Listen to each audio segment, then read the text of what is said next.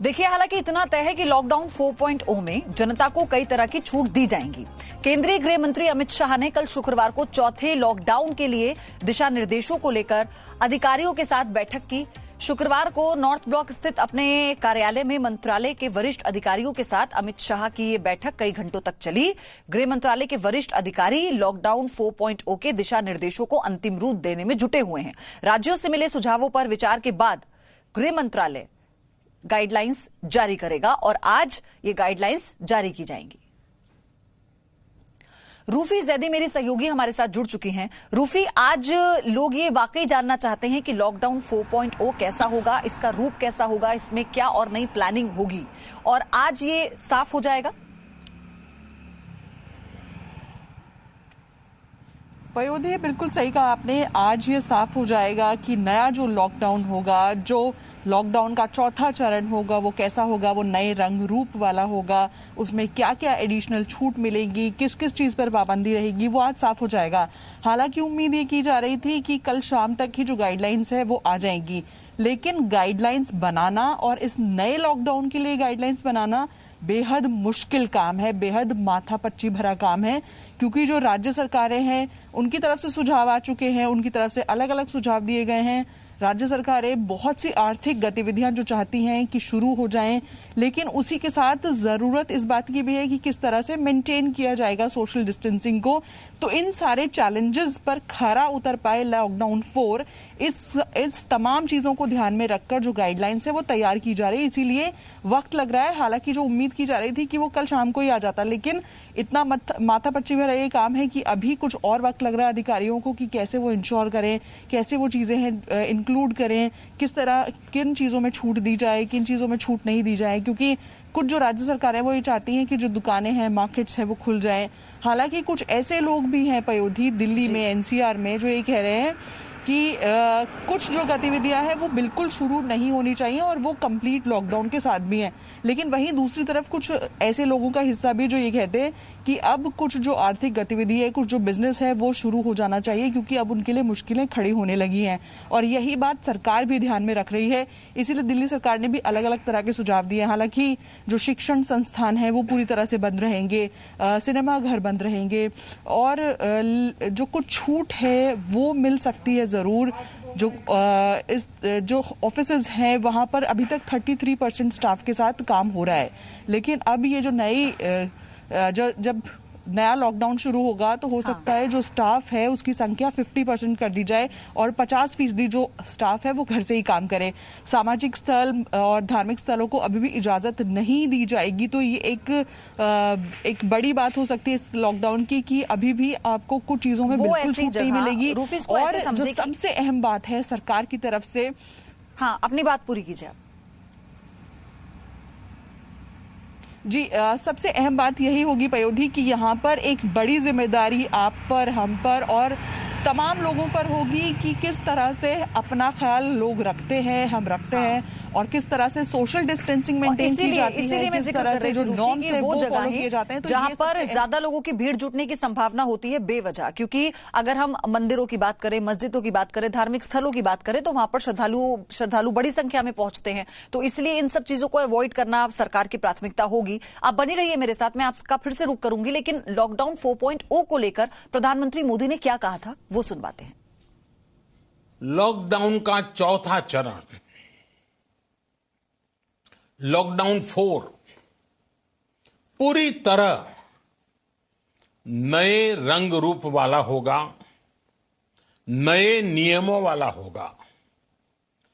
राज्यों से हमें जो सुझाव मिल रहे हैं उनके आधार पर लॉकडाउन 4, इससे जुड़ी जानकारी भी आपको 18 मई से पहले दी जाएगी। मुझे पूरा भरोसा है कि नियमों का पालन करते हुए हम कोरोना से लड़ेंगे भी और आगे भी बढ़ेंगे। रूफी, प्रधानमंत्री ने अपने संबोधन में संकेत दे दिए थे कि देखो ये जीवन शैली का हिस्सा है, हमें अपने जीवन को रोकना नहीं है, अब इसी के साथ हमें आगे भी बढ़ना है और अपने आप को सुरक्षित भी रखना है। जी पयोधी, प्रधानमंत्री ने बिल्कुल साफ कर दिया था कि अब हमको कोरोना के साथ जीने की आदत डालनी पड़ेगी और अपने लाइफस्टाइल में कुछ चेंजेस करने पड़ेंगे, क्योंकि हमेशा आपके पास प्रशासन और सिस्टम नहीं हो सकता लॉ को इन्फोर्स कराने के लिए, नियमों को इन्फोर्स कराने के लिए। तो अब हमें वो अपनी जीवन शैली का हिस्सा बनाना होगा। और एक बड़ा बदलाव हमने अब लोगों के बीच में देखा भी है। जहां पर लोग खड़े होते हैं सामान के लिए, तो वो ज्यादातर जगहें ऐसी होती हैं जहां पर लोग खुद से ही सोशल डिस्टेंसिंग मेंटेन करते हैं। हालांकि 10% हिस्सा अभी भी ऐसा है जो सोशल डिस्टेंसिंग के नियम को अभी भी पालन नहीं करता है, और वहां पर आपको वैसी ही भीड़ नजर आएगी, वहां पर आपको नियमों की धज्जियां उड़ती हुई नजर आएंगी। तो अब खास जो फोकस है उन 10% लोगों के ऊपर होगा, क्योंकि लॉकडाउन में ढील दी जाएगी। बहुत सी सारी जो गतिविधियां हैं वो शुरू हो जाएगी। कैब सर्विस शुरू हो सकती है, मेट्रो सर्विस शुरू हो सकती है, जो 2 व्हीलर्स हैं उनको इजाजत मिल सकती है बिना पिल राइडर की कि वो बाहर निकल सके और दफ्तरों तक जा सके। तो बहुत सारी जब छूट मिलेंगी तो उन लोगों को ये समझने की जरूरत होगी कि अब वो इस छूट का गलत फायदा ना उठाएं, क्योंकि ये जो छूट है वो सिर्फ इसलिए है कि लॉकडाउन के साथ आप हमेशा नहीं जी सकते, और जब कोरोना के साथ आपको जीना है तो किस तरह से आपको आगे बढ़ना है और खुद को सुरक्षित भी रखना है। तो यहाँ पर प्रधानमंत्री ने, तमाम सिस्टम ने ये भी साफ किया है कि अब आपको खुद अपना ध्यान रखना होगा। आपको ये सुनिश्चित करना होगा कि ना आप खुद संक्रमित हो और ना आप दूसरों को संक्रमित करें। तो अब मास्क पहनना आपकी जीवन शैली का हिस्सा होगा।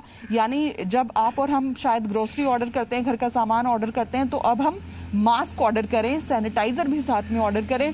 तो ये जो एक बदलाव है ये हम सब की जीवन शैली में आने वाला है। पयोधी, बहुत बहुत धन्यवाद आपका रूफी, हमारे साथ जुड़ने के लिए। ये जानकारी आपसे और आगे हम लेते रहेंगे, क्योंकि आज लॉकडाउन 4.0 की रूपरेखा के बारे में बताया जाएगा देश को, आपको, और हमें ये बताया जाएगा कि कैसे अब 4.0 में हमें क्या रियायतें मिलने वाली हैं और आगे अपने जीवन को इसी के साथ जंग लड़ते हुए हमें कैसे बढ़ाना होगा। लॉकडाउन के दौरान आपको भी यकीनन परेशानी हो रही होगी, लेकिन फिर भी आप इस बात को लेकर संतुष्ट हैं कि आपको खाने पीने की, बिजली पानी की चिंता नहीं करनी है। लेकिन हमारी आज की जो रिपोर्ट दिल्ली एनसीआर में रहने वाले हजारों लाखों लोगों को हैरत में डाल सकती है। ये कहानी उस दिल्ली की कहानी है जिससे आप अनजान हैं। यमुना के किनारे गुजर बसर करते लोग बिना बिजली, बिना पानी और नाव के सहारे किस तरह संघर्षों के बीच जी रहे हैं। आप आत्मनिर्भर बनने की डगर पर भी चल पड़े हैं।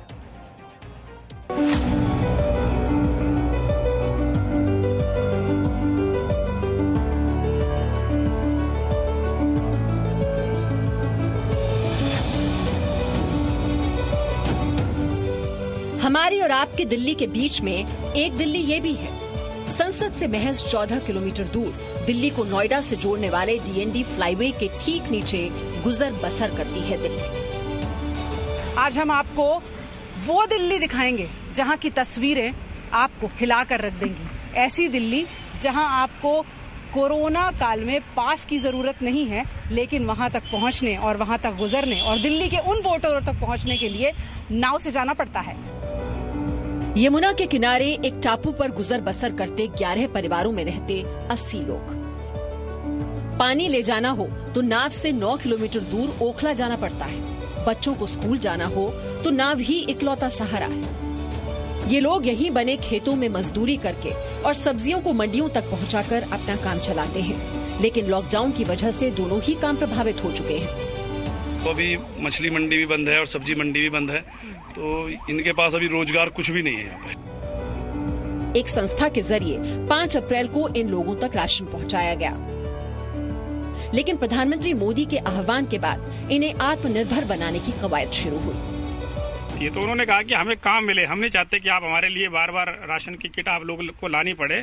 हमें आप काम दे दीजिए, हम अपने पैरों पर खड़े हो जाएंगे, स्वावलंबी बन जाएंगे, तो हम अपना राशन अपने आप ले लेंगे।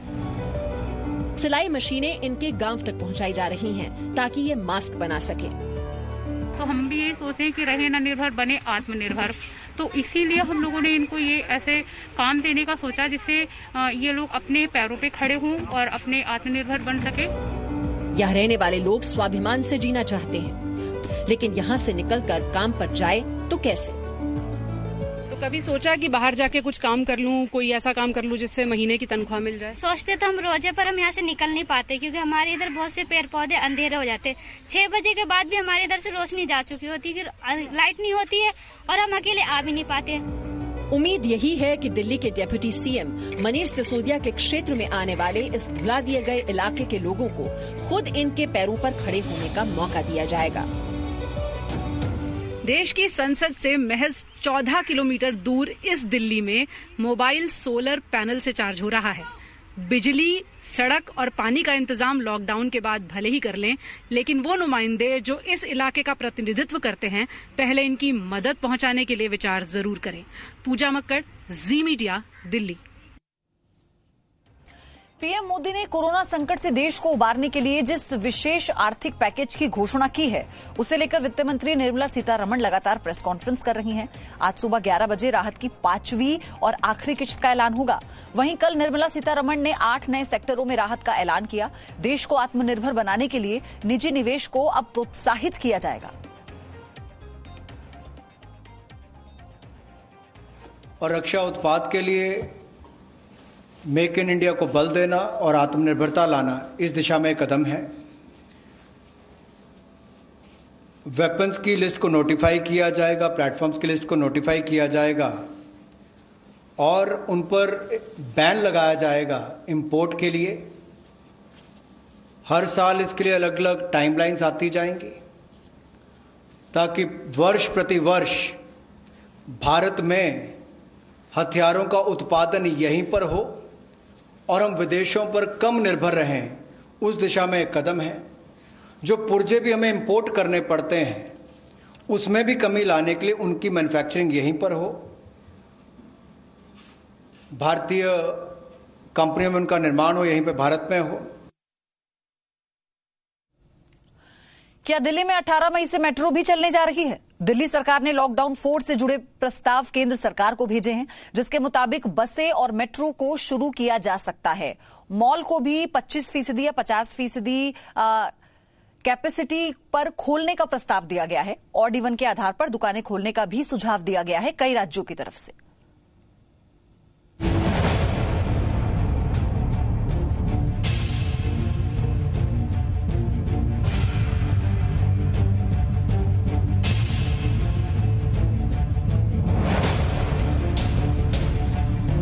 बंद करना तो आसान था, खोलने में बहुत मेहनत करनी पड़ेगी। अर्थव्यवस्था को खोलने में बहुत मेहनत करनी पड़ेगी। तो क्या दिल्ली में 18 मई से मेट्रो चलेगी? तो क्या दिल्ली में लॉकडाउन 4 में मॉल खुलेंगे? दिल्ली सरकार को जो 5 लाख सुझाव जनता की तरफ से मिले थे, उसके आधार पर केंद्र सरकार को प्रस्ताव भेज दिया गया है। सुनिए क्या क्या खोलने का प्रस्ताव दिया गया है। लोगों ने सुझाव दिए हैं कि कई सारे सुझाव हैं कि भाई मॉल्स को शायद 1/3 खोल लिया जाए, कोई कहता है 25% से खोला जाए, कोई कहता है 50% से खोला जाए। शॉप्स के लिए ज़्यादातर लोगों का ये कहना है कि इवन और कुछ कर लिया जाए कि भाई जो मेन मार्केट्स हैं उनको इवन और खोले। कुछ लोगों ने कहा हफ्ते में 3 दिन खोल लें। तो इस तरह के बहुत सारे सजेशन हैं। जी न्यूज ने दिल्ली की जनता के मन की बात जानने की कोशिश की। लॉकडाउन चालू रहना चाहिए, उसमें यह है कि लोगों की सेफ्टी है। बाकी जैसे मॉल्स वगैरह हैं वो अभी ना खुलें, सिनेमा हॉल ना खुलें। लॉकडाउन रूफी जैदी मेरी सहयोगी लगातार हमारे साथ बनी हुई हैं, क्योंकि हर एक जानकारी 4.0 को लेकर जी न्यूज आप तक पहुंचाने की कोशिश में है। इसलिए हमारे सहयोगी हर एक राज्य का ब्यौरा आपके सामने पेश भी कर रहे हैं। रूफी, लेकिन अगर दिल्ली की बात की जाए, मुख्यमंत्री अरविंद केजरीवाल ने लोगों से राय मांगी थी। उस राय में ये कहा गया था कि अभी सैलून, मॉल्स को अवॉइड करना चाहिए, उन्हें खोलने की भी जरूरत नहीं है। लेकिन और देखा जाए कि अवेलेबिलिटी कितनी है प्रोडक्ट की मार्केट में, उसके हिसाब से क्या गुंजाइश है कि ऐसा हो सकता है? पयोधी, जब मुख्यमंत्री ने सुझाव मांगे तो 24 घंटे के अंदर 5 लाख से ज्यादा जो सुझाव थे वो उनको मिल गए थे। तो आप ये सोचिए कि लोग कितना ज्यादा कॉन्शियस है चीजों को लेकर, गाइडलाइंस को लेकर, लॉकडाउन को लेकर। और ज्यादातर लोगों ने वहां पर ये कहा कि कुछ चीजें बिल्कुल नहीं खुलनी चाहिए। जो दिल्ली की जनता है वो ये कह रही है कि आप शॉपिंग मॉल मत खोलिए, आप जिन मार्केट्स में बहुत भीड़ भाड़ होती है उन्हें मत खोलिए। लोग ऐसा खुद कह रहे हैं और जो लोग हैं वो ये भी कह रहे हैं साथ में कि कुछ कुछ चीजों में आप छूट दे दीजिए, लेकिन वहां पर भी छूट ऐसी होनी चाहिए कि जिससे भीड़ ना लगे। तो जो लोग हैं वो खुद ये चाहते हैं कि जो लॉकडाउन है वो आगे चलता रहे। कुछ लोग तो हमें ऐसे भी मिले जब हम ग्राउंड रिपोर्टिंग कर रहे थे, जो ये कह रहे थे कि जो लॉकडाउन है वो पूरी तरह से जैसा अभी चल रहा है फेज 3 में वैसे ही कंटिन्यू होना चाहिए, क्योंकि जो अभी तक कोरोना के केसेस है वो लगातार बढ़ रहे हैं, दिल्ली में बहुत बढ़ रहे हैं और एक्सपर्ट्स ये बताते हैं कि जून जुलाई में जो कोरोना वायरस है वो पीक करेगा इंडिया में। यानी अभी फिलहाल राहत की कोई उम्मीद नहीं है और कोरोना के जो केसेस है वो इसी तरह से बढ़ते रहेंगे। तो दिल्ली वाले डरे हुए भी हैं, कॉन्शियस भी हैं और वो ये कहते हैं कि कहीं ऐसा ना हो कि अगर आप बहुत ज्यादा छूट दे दें तो वायरस जो है और ज्यादा फैल जाए और ज्यादा ट्रांसमिशन उसका बढ़ जाए और फिर जो स्थिति है वो संकट वाली हो जाए। लोग ये कह रहे हैं कि कुछ कुछ चीजों में आप छूट दे दीजिए, मेट्रो पे आप कोई ऐसा सिस्टम शुरू कीजिए जहां दिल्ली की बात करते हैं उसको फिक्स तो फिर हमें एनसीआर को लेकर चीजों को मेंशन करना होगा, क्योंकि अब सिर्फ हम एक दिल्ली को लेकर क्या नई रूपरेखा होगी वो तो नहीं देख सकते ना। अगर आप छोटे उद्योगों को भी खोलने की मंजूरी देते हैं तो ट्रांसपोर्ट की कनेक्टिविटी तो पूरे एनसीआर में होगी, ये भी तो चैलेंज हुआ ना फिर।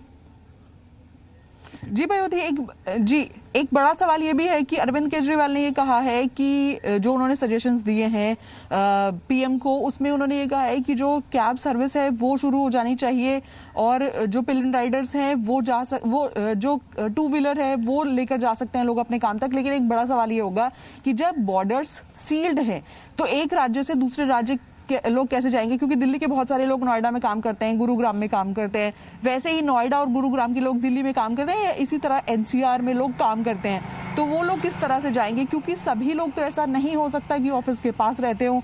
उनके लिए क्या गाइडलाइंस होगी, ये एक बड़ा चैलेंज होगा। किस तरह से उनको छूट मिलेगी, जाने की इजाजत नहीं मिलेगी या मिलेगी, ये तमाम वो सवाल होंगे जिस पर लगातार जो डिस्कशन है वो अधिकारियों के बीच हो रहा होगा और वो ये सोच रहे होंगे कि किस तरह की एक ऐसी पुख्ता गाइडलाइंस बनाई जाएं जिसमें आप कोरोना से भी फाइट कर पाएं और अपनी इकोनॉमी को भी आगे बढ़ा पाएं।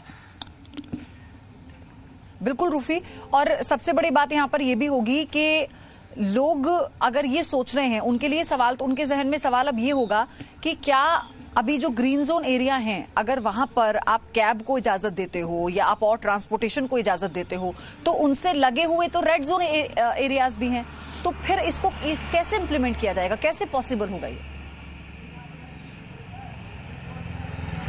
जी पयोधी, यही सबसे बड़े चैलेंजेस हैं, क्योंकि अगर आपने ये इजाजत दे दी कि आप ग्रीन जोन में टैक्सी चला सकते हैं, आप ऑरेंज जोन में टैक्सी चला सकते हैं, लेकिन जो कुछ कंटामिनेटेड एरिया है वो तो एकदम लगते हुए हैं, तो फिर वहां पर आप कैसे इंश्योर करेंगे कि जो टैक्सी है वो नहीं जाए या फिर जो लोग हैं वो गाइडलाइंस को फॉलो करें, क्योंकि कंटामिनेटेड जोन में तो आपको किसी तरह की कोई छूट मिलने वाली नहीं है। तो ये सारे बड़े चैलेंज हैं और ये सारे चैलेंजेस जो इम्प्लीमेंट होंगी गाइडलाइंस उस टाइम सामने आने वाले हैं। हो सकता है कुछ चीजों को लेकर कंफ्यूजन भी आपको देखने को मिले जब गाइडलाइंस आए, क्योंकि लोग ये समझ नहीं पाएंगे कि कहां पर आपको क्या करना है और क्या नहीं करना। उसके लिए लोगों के बीच बेहद अवेयरनेस आपको दिखानी होगी, क्योंकि लोगों को आपको एक क्लियर इंस्ट्रक्शंस देना होगा कि आपको ये करना है या ये नहीं करना है। क्योंकि कुछ लोग अब ऐसे भी हैं जो अब ये चाहते हैं कि वो घर से बाहर निकलें, अपने जो काम है वो शुरू करें।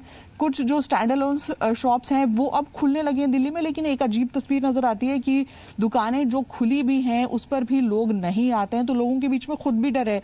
तो एक उम्मीद ये भी की जा सकती है कि अब जो लोग हैं वो खुद जागरूक हो चुके हैं, वो अपनी जान की सुरक्षा, क्योंकि आप लगातार ग्राउंड रिपोर्ट पहुंचा रही हैं हम तक, हम आपके जरिए दर्शकों तक पहुंचाते हैं। एक बहुत इंपॉर्टेंट एस्पेक्ट सिर्फ यही है, आप कितनी भी चीजों में रियायत कर लीजिए, आपको सोशल डिस्टेंसिंग का पालन करना होगा और ये प्रशासन की जिम्मेदारी है, राज्य सरकारों की जिम्मेदारी है, केंद्र की जिम्मेदारी है कि उन्हें कैसे करवाना होगा।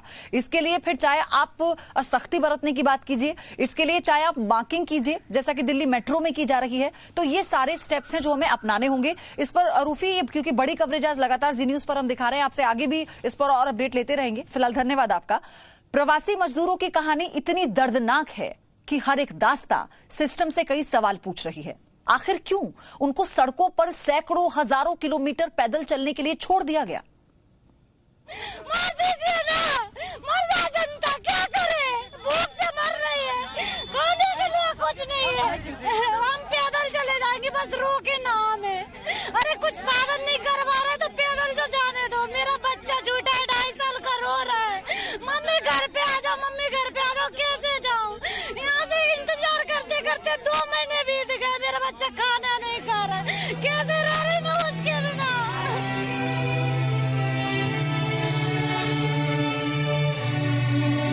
मजबूर मां है।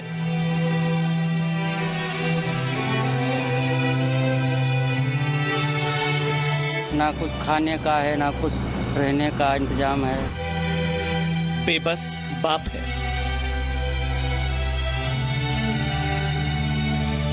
भूखे पेट बच्चे हैं।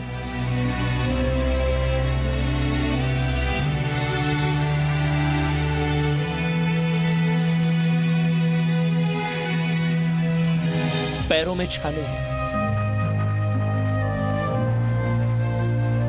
खाने के लाले हैं। आंखों में आंसू है। सर हम लोग पैदल जाएंगे, टूटी हुई चप्पल है। तपती हुई सड़कें हैं। पहाड़ सा सफर है और दर्द का अथाह समंदर है जिसे पार करते जाना है।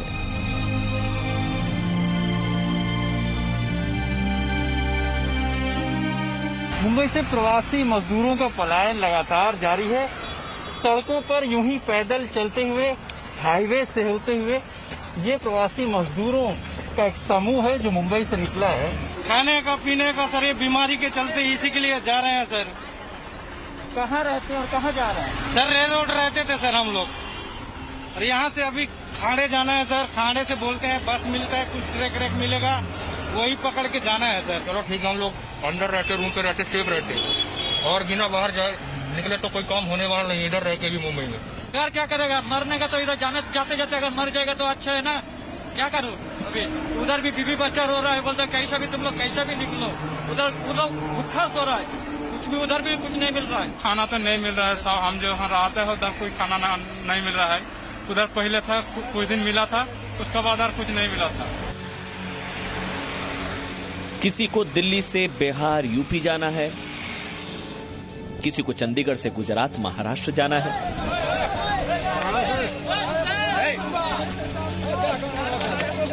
किसी को महाराष्ट्र से मध्य प्रदेश जाना है।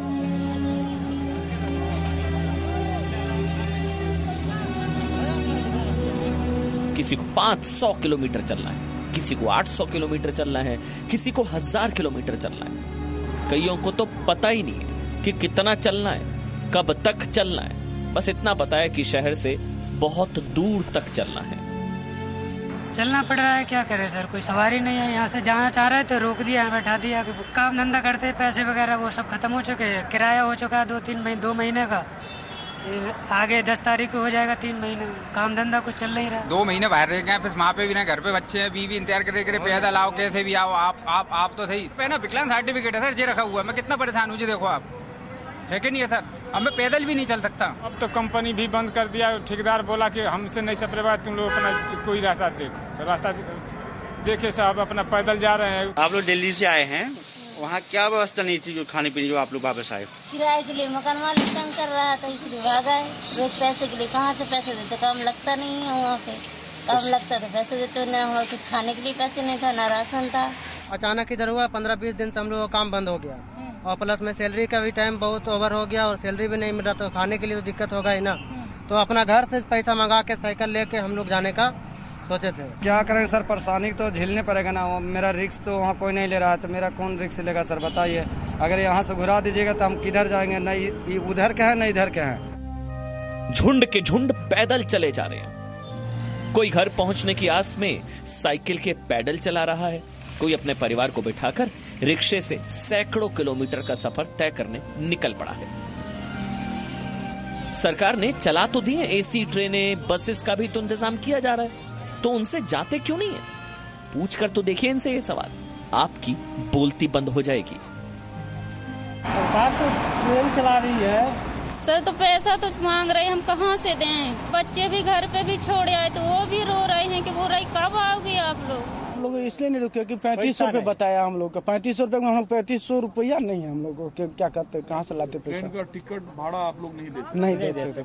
अब इतना पैसा नहीं रहा से ट्रेन के हम पैसा देगा आ जाएगा। दिल्ली तो अब हम कान पकड़ता है सर, हम दिल्ली नहीं आएगा, वहीं पर करेगा, दिल्ली नहीं आएगा। हम आप कान पकड़ता है सर, हम दिल्ली नहीं आएगा। कभी मजदूरों के लिए एसी ट्रेनें चली क्या? सवाल तो जायज है, लेकिन जवाब किसी के पास नहीं है। इसलिए चाहे जैसे भी जाएं, जाने दीजिए इन्हें। पैदल जाएं, साइकिल से जाएं, रिक्शे से जाएं, मोटरसाइकिल से जाएं, ट्रकों में पशुओं की तरह भरकर जाएं। जिंदगी रही तो अपने घर पहुंच जाएंगे, नहीं तो रास्ते में ही थकान से दम तोड़ देंगे, तो कभी बेलगाम वाहनों के टायरों तले रौंद दिए जाएंगे। भूल जाइए इन्हें, आखिर मजदूरी तो है। मरे या जिए, क्या फर्क पड़ता है। बम्बई से जा रहा था घर पे। लखनऊ जा रहे थे? हाँ, लखनऊ। कितने पैसे की गाड़ी वाले? गाड़ी वाला 3500। 3500 रुपये? हाँ। एक आदमी ने 3500 रुपये? हाँ, वो अपने बहराइच के लिए। बहराइच आप इन्हें जाते हुए तो देख सकते हैं, लेकिन रोक नहीं सकते। आखिर किस मुंह से कह सकते हैं कि रुक जाओ, मत जाओ।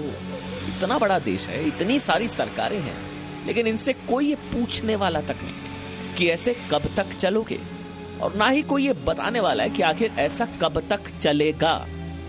लेकिन एक बात जरूर है, जो मजदूर बनाना जानता है ना, वही गिराना भी जानता है, फिर चाहे वो कोई इमारत हो या सरकार। क्या है वहाँ खाने पीने का सुविधा नहीं था बनारस में?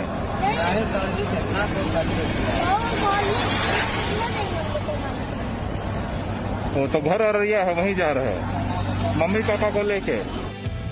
ब्यूरो रिपोर्ट, जी मीडिया।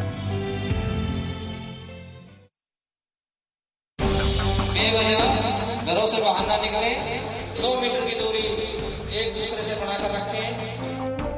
उत्तर प्रदेश के मेरठ जिले में आया हूं आज मैं। ये दिल्ली से लगभग 1.5 घंटे का सफर है। जिस प्रकार से घाट के निवासी कोरोना से डील कर रहे हैं, हर गांव को उसी प्रकार से करना चाहिए। इस गांव में आवे भी नहीं कोरोना, आ भी नहीं सकता, ये मेरा वादा है। हम लोग मास्क बना रहे हैं। जब से ये लॉकडाउन हुआ है जी, एडिशनल के नाम से चावल दिया, प्रति unit 5 kilo free of cost. हमारे माननीय प्रधानमंत्री जी, माननीय मुख्यमंत्री जी भी डेली इस चीज को कह रहे हैं, इतनी भयंकर बीमारी तो फिर सब लोगों ने महसूस किया और कहा। No signal, no worry. Presenting Z News app with live TV, latest updates and expert opinion. Available on Google Play and App Store. Download it now.